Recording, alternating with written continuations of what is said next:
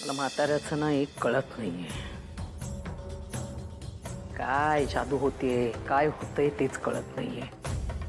अचानक त्याच्यामध्ये अशी शक्ती आल्यासारखी तो काय हालचाल करायला लागतो. काय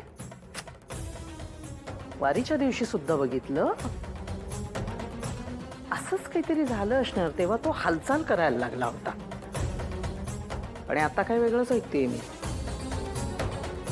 देवळात सुद्धा त्याने हालचाल केली होती. म्हणजे असं काय घडलेलं आहे, अशी कुठली तरी गोष्ट माझ्या नजरेसमोर येत नाहीये.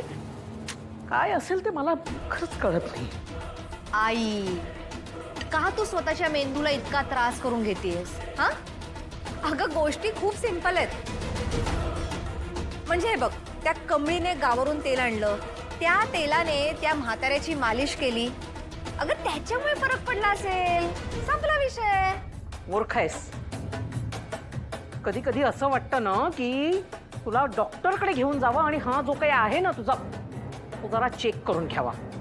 अगं मी बोलतेय काय, आपला विषय काय, आणि तू काय बोलतेस, काय सांगतेस मला तू? तुला कळतंय का मी काय सांगते ते?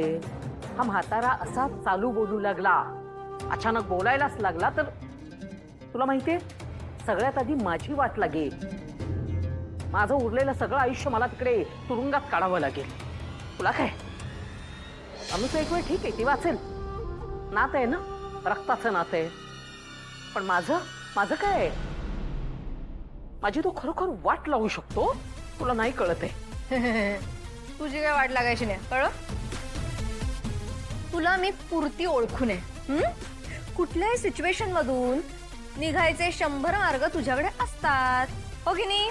मग आई, एक काम कर ना, लास्ट टाइम जसं त्या म्हाताऱ्याला असं ढकलून दिलं होतंस ना, असं ढकलून दे ना, विषय संपला.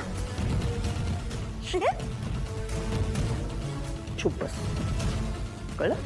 असं काही बोलू नको आणि असं करायचा विचार सुद्धा मनात आणू नकोस. कळतंय का तुला, त्या म्हातारीचं किती लक्ष असतं, अगदी बारीक लक्ष असतं. मी काय करते, कुठे जाते, आता घरात गेली की बाहेर गेली, सगळीकडे लक्ष असतं तिचं. आणि ती कमी की काय म्हणून त्या कमळाबाईला आणून बसवलेलं आहे ना. ती येते आपली आजोबांची चौकशी करायला आणि माझ्यावर देखरेख करायला. काहीतरी करावं लागणार आहे, एवढं मात्र खरं. काय करायचं डोक्यात तुझ्या? काय करणार, हे खाऊन झालं ना? नाही, संपलं की सांगते. बारीक लक्ष ठेवावं लागणार आहे. एक मिनिट, मी म्हणजे